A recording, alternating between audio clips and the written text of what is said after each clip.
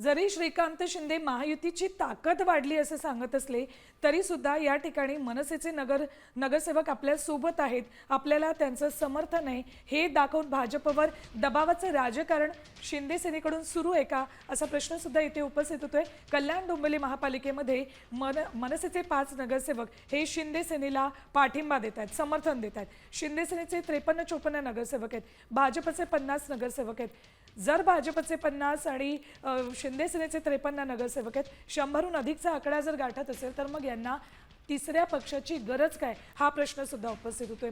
विकासासाठी म्हणून सोबत येतोय असं जरी सांगितलं असलं तरी खरंच हा विकास नेमका कोणाचा असा प्रश्न सुद्धा इथे उपस्थित होतोय।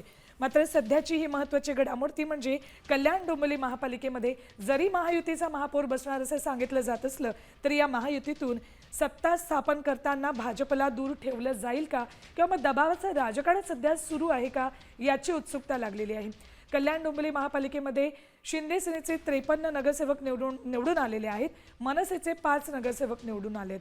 या मनसेच्या 5ही नगरसेवकांनी शिंदे सेनेला समर्थन दिलेलं आहे। शिंदे सेनेचा महापौर आपल्याला इथून पुढच्या काळामध्ये कल्याण डोंबिवली महापालिकेत बसलेला दिसेल। मात्र यासाठी भाजपला दूर ठेवलं जाऊ शकतं का असा प्रश्न उपस्थित होतोय, कारण जी फ्रेम आपल्या पुढे आता आहे त्यात मनसेचे माजी आमदार राजू पाटील दिसतात, खासदार श्रीकांत शिंदे आणि खासदार नरेश म्हस्के दिसतात।